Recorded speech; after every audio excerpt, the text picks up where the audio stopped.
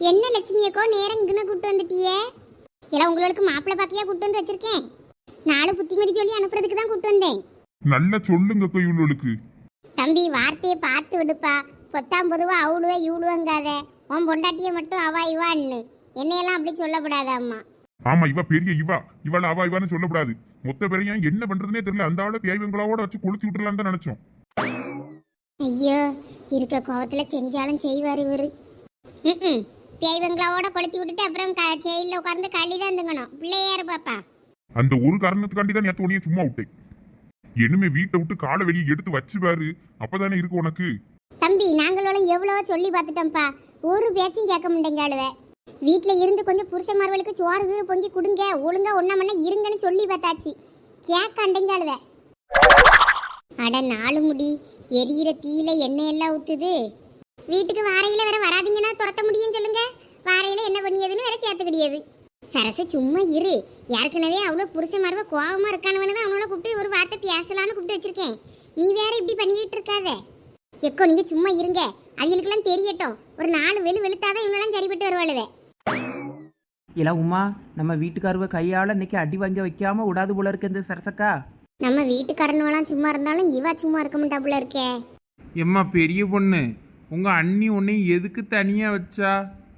தனியா இருந்தாலாவது புருஷன் பிள்ளைகளுன்னு கொஞ்சம் பொறுப்பா இருப்பன்னு தானே வச்சா. நீ என்ன இப்படி பண்ணிக்கிட்டு இருக்கா? உங்க மாமியார் தான் கடந்து அவளை வேலையும் வீட்டில் கடந்து செய்யுது. பாவம் அந்த மனுச்சு. நீ ஏன் இப்படி பண்றா? கொஞ்சமாவது வீட்டில் இருந்து வேலை செஞ்சு கொடுக்கலாம்ல. கடன் என்னமோ திறந்து கடையை போட்டா, அந்த கடையும் ஒழுங்கா பார்க்க முடியுங்க. அப்படி பார்த்துக்கிட்டு அங்கனையாவது இருக்கணும் உங்க மாமியார் கூட. அதுவும் இல்லை. இப்படியே வீடு வீடா சுத்திக்கிட்டு இருந்தா நல்லாவா இருக்கு சொல்லு? எவ்வளவு சொன்னாலும் இவ்வளவு திருந்த மாட்டாள் வண்ணே. சரி, நான் வீட்டுக்கு கிளம்புறேன். எங்க வீட்டுல வேற வீட்டுக்காரர் தேட போறாரு. காலையிலே வேற தோட்டத்துக்கு போவாரு மனுஷன். லட்சுமி அக்கோ, நான் வீட்டுக்கு போறேன். எங்க வீட்டுக்காரர் வேற தோட்டத்துக்கு போவார் பத்தியில. காலையில ஒரு டம்ளர் காப்பியோ கஞ்சியோ கொடுத்தாதான் அவர் சாப்பிட்டுட்டு போக முடியும். நான் போறேன்க்கோ. இவ்வளோ நீங்க எவ்வளவுதான் புத்தி சொன்னாலும் திருந்த முடியாளுவ. சரி சரசி நீ போ. எம்மா 4 முடி போயிட்டம்மா.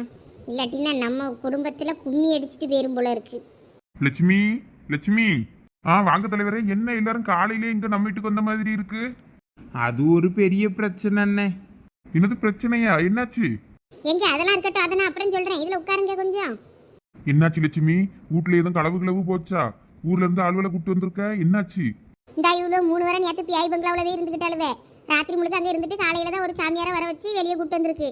அதான் கொஞ்சம் பிரச்சனை ஆகி போச்சு. ஐயே, பியாய் பங்களாவுக்கு எதுக்கு போனாலுவே? நம்ம தோட்டத்துக்கு போற வழியில ஒரு பியாய் பங்களா இருக்கு பாருங்க, ஊர் கடைசியில. அங்கே கொடுக்காப்புளி மரம் ஒன்று உண்டு பார்த்துக்கிடுங்க. அதுல கொடுக்காப்புளி பறிக்க போறேன்னு சொல்லி அங்கே போய் அந்த வீட்டுக்குள்ள போய் மாட்டிக்கிட்டாலுவே. ஐயே, ராத்திரி முழுக்க கடந்து பாடுபட்டு நான் இப்பதான் வெளியே கொண்டு வந்திருக்க ஆளை. அப்படியா விஷயம்? எனக்கு தெரியாதே. நீங்க நல்லா தூங்கிட்டியாரு, அதான் உங்களை எழுப்பல. சரி தூங்கட்டும் அப்படின்ட்டு. என்னையும் எழுப்பியிருக்கலாம்ல. நானும் ஏதாவது ஒத்தாசை ஏதாவது பண்ணியிருப்பேன்ல.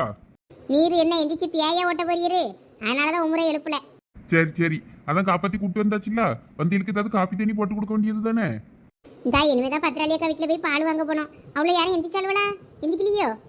பிள்ளைகள் எப்பயும் லேட்டா தானே எந்திக்கும். எந்திக்கலையே யார் இன்னும்? நானே இப்ப சத்தம் கேட்டுதான் எந்திரிச்சேன். நல்லா தூக்கம் வந்துருச்சு. சரி லட்சுமி அக்கா, நானும் கிளம்புறேன். இரு, என்ன காப்பி போட்டு தரேன், குடிச்சிட்டு போ. இல்லைக்கோ வேண்டாம். இனிமே நானும் வீட்டில் பொறுப்பாக இருக்கணும்னு முடிவு பண்ணிட்டேன். நானும் வீட்டுக்கு போய் வீடு வாசலெல்லாம் தூத்து தொளிச்சு கோலம் போட்டுட்டு காப்பி போட்டு நான் வீட்டில் குடிக்கேங்கோ. சரி நான் வாரேன். உன் வீட்டுக்காரன் வீட்டில் இருக்க மாட்டோம்ல? உன் மாமியார் பக்கம்லாம் ஊருக்கு போயிருக்கான். அவர் ஆமாம் அங்கே தான் இருக்காரு. அவர் வர 10 நாள் ஆகும். இருந்தாலும் நான் பொறுப்பாக இருக்கலாம்னு முடிவு பண்ணிட்டேன்.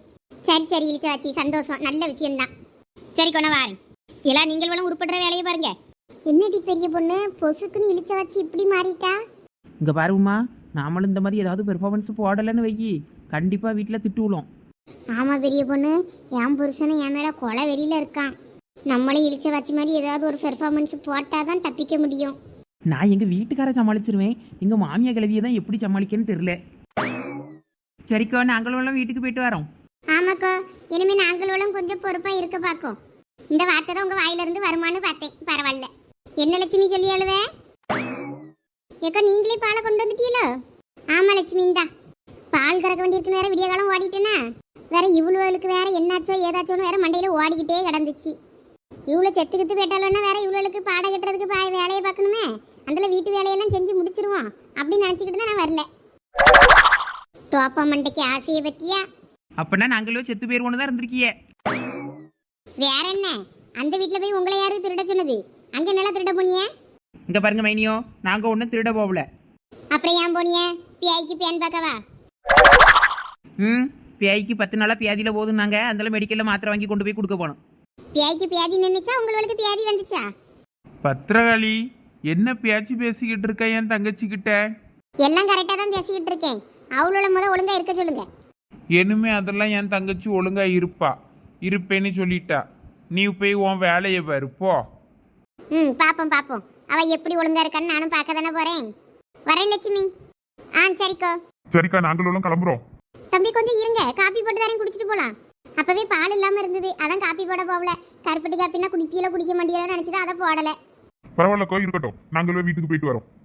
நல்லா விடிஞ்சு நேரம் ஆயிட்டு பத்தியா, நாங்களும் வீட்டுக்கு போறோம். சரி பாப்போம், பார்த்து 2 பேரும் இவ்வளோ திட்டிட்டு அடக்காதீங்க, எல்லாம் சரியாயிருவாள் வேணுமே. சரிக்கோ, வாரோம். சரிண்ணே, அப்போ நாங்க வாரோம். சரி தலைவரை, போயிட்டு வாங்க. சரிங்க, நீங்க பல்ல விளக்கிட்டு வாங்க, நான் அதுக்குள்ள காப்பி போட்டு வைக்கேன். சரி லட்சுமி. லட்சுமி. வாங்க பெரியம்மா. என்னம்மா ஆச்சு வேற ராத்திரி? நான் அப்படியே அந்த பிள்ளைய தூங்க வச்சுக்கிட்டு பக்கத்துல இருந்தேன் பத்தியா, அந்த ஆளை தூங்கிட்டேன். அது ஒண்ணும் இல்லை பெரியம்மா, அவளோட காப்பாத்தி வெளியே கூப்பிட்டு வந்தாச்சு. அப்படியா? எப்படி வெளியே வந்தாலுவே? அந்த டீ கடை அண்ணாச்சி ஒரு சாமியாரை போய் பார்க்க சொல்லியிருப்பாரு போல இருக்கு உங்க மொவங்கிட்ட. உங்க மொவன் போய் அந்த சாமியாரை ராத்திரியா போய் கூப்பிட்டு வந்தான். அப்புறம் விடிய காலத்துக்குள்ள எப்படியோ சூரியோதயத்துக்குள்ள எப்படியான காப்பாத்தினா உண்டுனாரு அந்த சாமியாரு. அதனால எப்படியோ ஒரு வழியா காப்பாத்தி வெளியே கூப்பிட்டு வந்தாச்சு. அப்படியே இப்ப எங்கவா? வீட்டுக்கு தான் அவ்வளோரையும் கூப்பிட்டு வந்திருந்து, இப்பதான் புத்து வெறி சொல்லி வீட்டுக்கு அனுப்பி விட்டுருக்கு. அதனால உங்க மொவன் தான் கூப்பிட்டுட்டு போனாரு. சரி, நீங்க வேற அசதியா தூங்கிட்டு இருந்தீங்களா? சரி, ராத்திரி லேட்டா வேற தூங்குனீங்கன்னு தான் வேற நான் உங்களை எழுப்புல பார்த்துக்கிடுங்க. ஆமா, என் பியாத்தி இன்னும் தூங்கிட்டு தான் டக்கா. இனிமே இந்த மாதிரிலாம் எங்கேயும் போகாமட்டே ஒழுங்கா இருப்பேன்னு சொல்லியிருக்கா. பாப்போம். வியாழ செய்யலனாலும் பரவாயில்ல லட்சுமி, இப்படி வீடு வீடா தெரியாம இருக்கலாம்ல. சரி பெரியம்மா, இனிமே ஒழுங்கா இருப்பா. இந்தாங்க காப்பியை குடிங்க. வேண்டாம் லட்சுமி, நான் இன்னும் பல்லு விளக்கல. வீட்டில் போய் பல்ல விளக்கிட்டு நான் போட்டு குடிச்சுக்கிடியேன். பரவாயில்ல பெரியம்மா, வாயை கொப்பளிச்சுட்டு இந்த காப்பியை குடிங்க. இப்பதான் ஃப்ரிட்ஜில் இருந்து மாவு எடுத்து கலக்கி வச்சிருக்கேன். இட்லி ஊற்றி சாம்பார் வச்சு தாரேன், சாப்பிட்டுட்டு பொறுமையா வீட்டுக்கு போகலாம். இந்தாங்க இந்த காப்பியை குடிங்க முத. சரி லட்சுமி, அங்கே வையி. நான் உமிக்கறிய எங்க இருக்குன்னு சொல்லி நான் பல்ல விளக்கிட்டு இந்த காப்பியை குடிக்கேன். உமிக்கறியா? முத்தத்தில் ஒரு சாக்கில் இருக்கும் பாருங்க. சரிம்மா. சரி, நான் பல்ல விளக்கிட்டு வந்து காப்பியை குடிக்க, நீ வை. சரி பெரியம்மா. பக்கத்தில் வந்து படுத்து கிடக்கா. இவ சந்தி அங்கே தள்ளி படுவேன். இவ இடம் இல்லை, தூர போவ. அந்த பக்கம் சிம்ரன் படுத்திருக்காளோ? சரி சரி. இப்போ இது யாருவே? இப்போ இது பெரிய பொண்ணத்தை பொண்ணு தானே? ஆமாம், சிம்ரன் தான். ஆமாம், அந்த பிள்ளை எங்கே படுத்திருக்கு? நான் இப்போ தான் பார்க்கேன். ராத்திரி நம்ம கூடயே தூங்கிச்சு. ஆமாம், நீ தான் நல்லா கொரட்டை விட்டு தூங்கிட்டு இடந்திய ராத்திரி. பெரிய பொண்ணத்தை இருக்கவல்ல அவிய இழிச்ச வச்சக்கா, அப்புறம் உமாக்கா எல்லாரும் அந்த பியாய் பங்களா இருக்கு தெரியுமா நம்ம ஒரு கடைசியில், அந்த பங்களாக்குள்ளே போயிட்டாவோ போல இருக்கு. அப்புறம் என்ன பண்ணு எல்லாரும் முடிச்சுட்டு நடந்தாவே. அதுக்கப்புறம் என்னாச்சுன்னு தெரில. நான் வந்து தூங்க வந்துட்டேன், பயமா வேற இருந்துச்சா, அதனால. இப்போ என்னாச்சுன்னு தெரில. இப்போ வா போய் பார்ப்போம். இப்போ என்னப்ப சொல்ற சோனி, அந்த பியாய் பங்களாவிலையா? ஆமாப்ப. அதுக்கப்புறம் என்னாச்சுன்னு தெரில, அம்மாட்ட கேட்டால் தான் தெரியும். வா போய் கேட்கலாம். இரு, நானும் வரேன். இந்த மனுஷன் தங்கச்சின்னு உயிரை தான் விடுவாரு. பத்ராளி, கொஞ்சம் நில்லு. உங்களுக்கு பால் தனியாக எடுத்து வச்சிருந்தானே, ஊற்றி தந்தாலும் மருமவா? ஆமாம்மா, உன் மருமவா தான் ஊற்றி தந்தா. வாங்கிக்கிட்டு தான் வாரேன். வாங்கிட்டு ஒன்று கேட்கணுமே. சொல்லுங்க. நேற்று நடுராத்திரி அவ்வளோ ஒரு அங்கனங்கன நின்றுக்கிட்டு உன் நாத்தனாரை பற்றி பேசிக்கிட்டு நின்னாள் வேலை. என்னாச்சு அவளுக்கு? ஏதோ உடம்பு சரியில்லையா என்ன? ஆஸ்பத்திரிக்கு ஏதோ ஆம்புலன்ஸில் அனுப்பி வச்சியலோ? ஏன் கேட்கிய பாட்டி? இல்லை, நேற்று கொஞ்சம் வயிற்ற கலக்கிட்டு இருந்துச்சுன்னு நடுராத்திரி காட்டுக்கு போனேன். பிள்ளைக்கு போயிட்டு வரும்போது தான் பார்த்தேன். சரசி, லட்சுமி, அப்புறம் யார் உங்கள் சமந்தி, அது எல்லாம் நின்று பேசிக்கிட்டு நின்னாவே. உன் நாத்தனார் பேர் தான் அடிபட்டுச்சு. அதான் அவளுக்கு ஏதோ உடம்பு சரியில்லையே என்னமோ தெரியலையே. வண்டியில் அனுப்பி விட்ருக்காவளோ நினச்சிக்கிட்டே வேற நான் கால் கழுவாமல் ஆகிட்டு நின்று எங்கே பேச. அதனால நான் வீட்டுக்கு போயிட்டேன். சரி, எதாக இருந்தாலும் விடிஞ்சா பார்த்துக்கிடலான்னு. அந்த பிள்ளைக்கு எதுவும் சோம் இல்லாமையாக இருந்துச்சு. நல்லா நெட்டுன்னு அங்கனையும் திரிவாள, நல்லா சுறுசுறுப்பா. ஆமாம், ஆள் அவுட்டு. இந்தா ஆஸ்பத்திரியிலேருந்து பாடி வந்துக்கிட்டு இருக்கு. இன்னைக்கு 10 மணிக்கான பாடி எடுப்பாவே, வந்துருங்க. நானே ஏற்கனவே கடுப்பில் இருக்கேன், இதில் இவளை பற்றியே விசாரிச்சுக்கிட்டு இருக்கேன். அவ்வளோ வரும். ஐயே பாவம், அந்த பிள்ளை பச்சை பிள்ளையே வேற வச்சிருந்தாளே. வாழ வேண்டிய வயசுல இப்படி பொட்டுன்னு போயிட்டாளே. ஆஸ்பத்திரியிலேருந்து பாடி ஏற வருதுங்கக்கா. சாவு எடுக்கிறதுக்கு முன்னாடி நம்ம ஏதாவது செய்யணும். அந்த பிள்ளைக்கு நம்ம கடைக்கு போய் மாலை வாங்க முடியலனாலும் வீட்டில் கிடக்க பூவை பறிச்சாவது ஒரு மாலை செஞ்சு அந்த பிள்ளைக்கு போட்டுருவோம். அந்த பிள்ளை ஆத்மா சாந்தி அடைஞ்சிட்டு போட்டோம். இந்த கடவுளுக்கு கண்ணே இல்லையா? 90. போட்டு தோப்பகரணத்தை. நான் இனிமே என் புருஷன் பேச்சை கேட்டு மட்டும்தான் நடப்பேன். 92. எங்க கால் வலிக்குதுங்க, விட்டுருங்கங்க. அதெல்லாம் முடியாது, 100 தோப்பகரணம் போட்டே ஆகணும். இன்னும் 10 கணம் தானே இருக்கு, போடு. நான் இனிமே என் புருஷன் பேச்சை மட்டும்தான் கேட்பேன். 94. 100 தோப்பகரணத்தையும் முடிச்சுட்டு பத்திராளியா கட்ட போய் பாலை வாங்கிட்டு வந்து எனக்கு இப்போ காப்பி போட்டு தர்ற நீ. இனிமே இந்த வீட்டில் எந்த வேலையும் எங்க அம்மா செய்யக்கூடாது, எல்லா வேலையும் நீ தான் செய்யணும்னு சொல்லிட்டேன். இனிமே உன் மேல ஏதாவது ஒரு கம்ப்ளைண்ட் வரட்டும், அப்பதானே இருக்கு உனக்கு.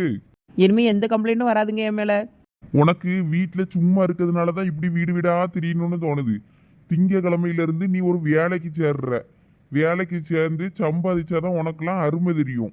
எங்க நான் வேலைக்கு போகணுமா?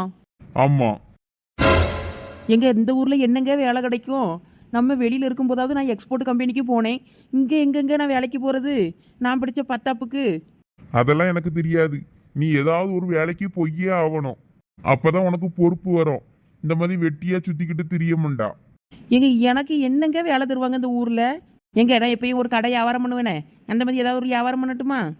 வியாபாரம் பண்ணியேன்னு கடையை திறந்து போட்டுட்டு எங்க அம்மையை கடையில உட்கார வச்சுட்டு அப்படியே சுத்த போயிருவா தானே. எங்க நான் அப்படியெல்லாம் பண்ண மாட்டேங்க. இனிமே ஒழுங்கா பொறுப்பா இருப்பேன். உன் பொறுப்பு பருப்பு எல்லாம் பத்தி எனக்கு தெரியாது பத்தியா.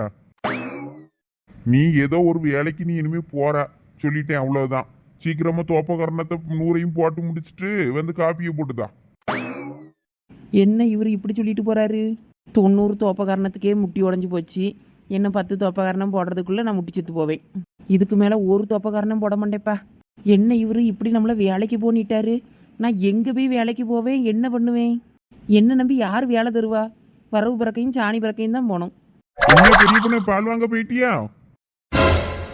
அந்த பால் வாங்க போயிட்டேங்க. மரியாதையா பால் வாங்க போயிருவோம், இல்லாட்டினா அதுக்கும் தோப்பங்காரணம் போட சொல்லிட போறாரு.